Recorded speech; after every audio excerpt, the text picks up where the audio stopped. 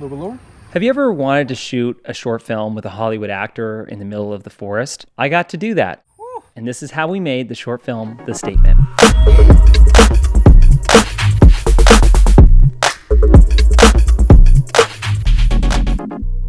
And we used the Sigma Art 50mm 1.4 and the TT Artisan 50mm. This lens is ridiculous.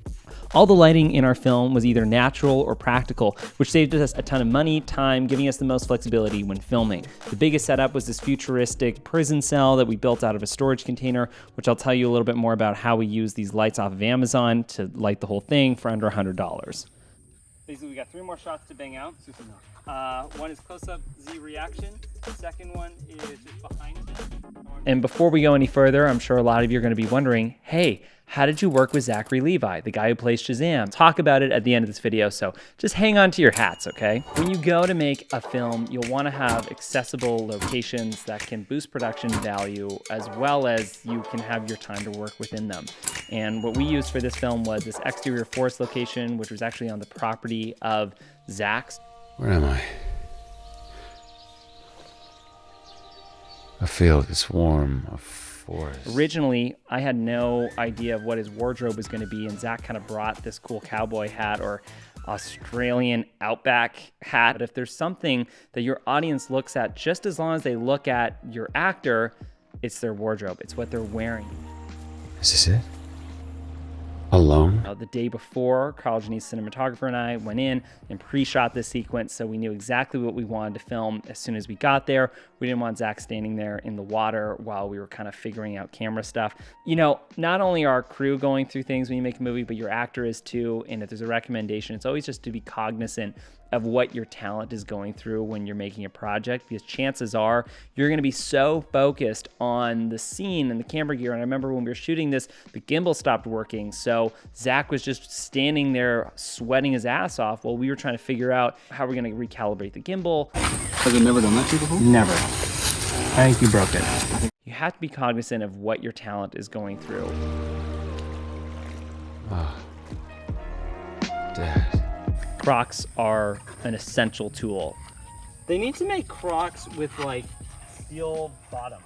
We shot the opening sequence at about 3 p.m. and then the fishing sequence at about golden hour. Because we had the flexibility of shooting in our own backyard, we could really choose the best times to film. If you have the availability to shoot when the sun is setting, I highly recommend it. You're gonna get the most depth within the shot. This is how we were able to get a little bit of cloud coverage in the back, some nice lighting on Zach's face. As you can see in the behind the scenes shot, Colby was our assistant on the shoot, and she was holding this nice bounce to get a little reflection up in Zach's face here, and it did a world of a difference.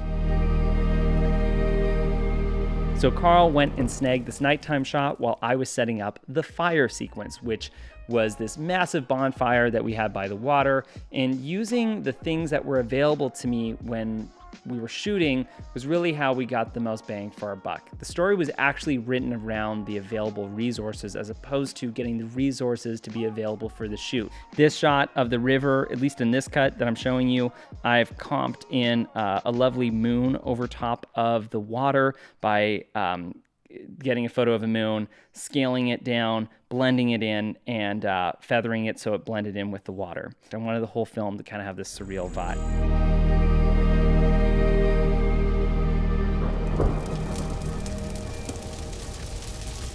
Every shot that just didn't feel dynamic enough, what I would do is I'd add in these little sparks that would go flying or these particles that would float, and immediately it gained more depth within the shot, creating this dream filter. Especially in this fire sequence, there's this shot where Zach is walking towards the fire, but it's just darkness and you don't really see a whole lot. But I really love his expression. I love the one take of the camera rotating around him on the gimbal.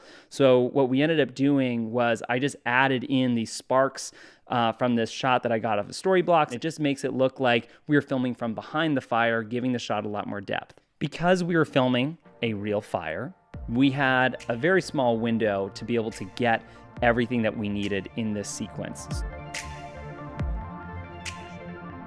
Quick tip, hey, you ever want to know how to make a bonfire for a movie that you're shooting out in the middle of the wilderness? First, do it safely. This was a contained fire that we did in Texas where most things are legal. And the second thing is you need a lot of diesel. So we poured a ton of diesel onto these sticks, and then I used this big torch to light it on fire. Holy shit, that got bright. I want to do a quick plug for a piece of gear that I wish I had when doing the statement. This is the Omni 40 Plus, a charging block. You can charge up to 8 camera batteries, 2 laptops. I feel very clever with myself. I have my backpack being this portable charging unit where I have 2 camera batteries, 2 of these big battery blocks, my laptop charging in the back compartment, and a DJI drone battery. All of it is going, so that way if I'm shooting, let's say, a film out in the forest or in a massive storage container or by a river, I have this portable charging backpack unit, which is wild. A brave man. I'm not afraid. I'm not afraid. I actually went through and created all of these interesting glitch effects. Some of them are stock footages of shots of this eye opening, and then I also added a layer in of glitches happening on top of that. You need to watch it 3 or 4 times to really understand everything that's happening in that moment. Now, specifically within this sequence, we did a match cut. So I made sure that Zach, when he was getting electrocuted by the fire, he froze and went into a pause position so that I could do this fun little match cut.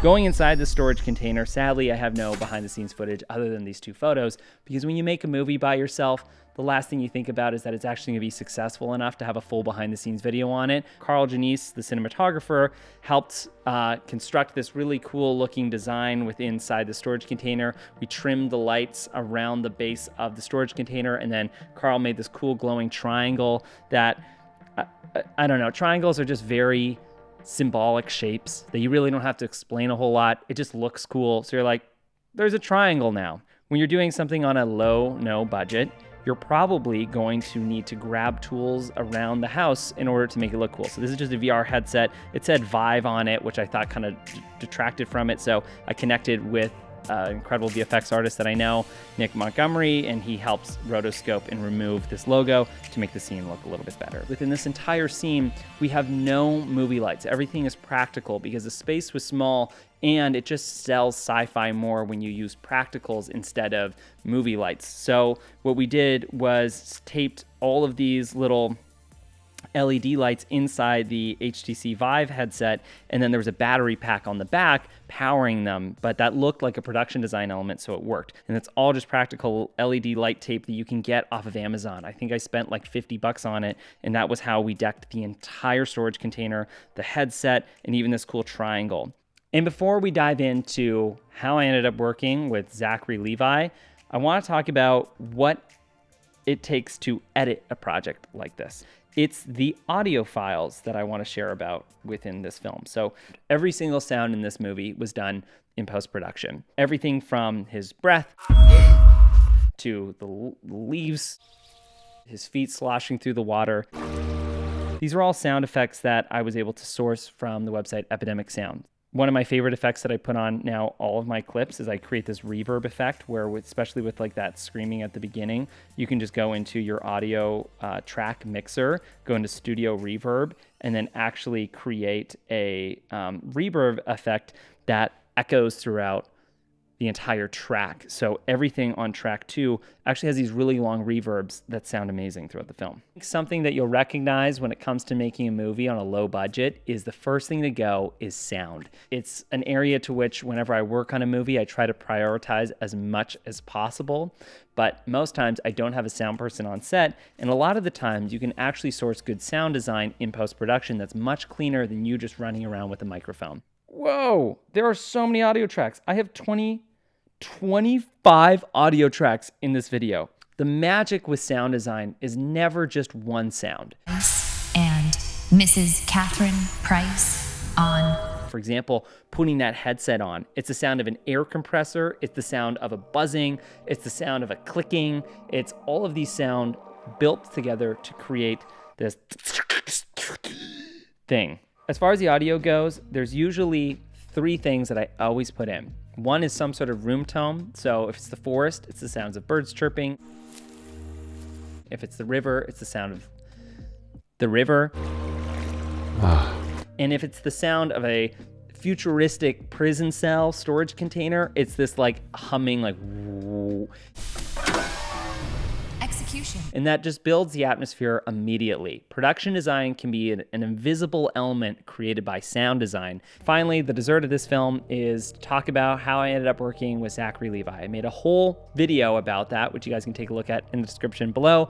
But in a nutshell, Zach is actually a really good friend of mine. I ended up collaborating with him, doing some video work for him a couple years ago. We ended up building a good friendship, and since then, during the pandemic, we're actually all stuck at his house together. So it was this opportunity to go make something. And fortunately enough, both of us were eager to create, and this is how we were able to make this no-budget film in our backyard in a span of 2 days.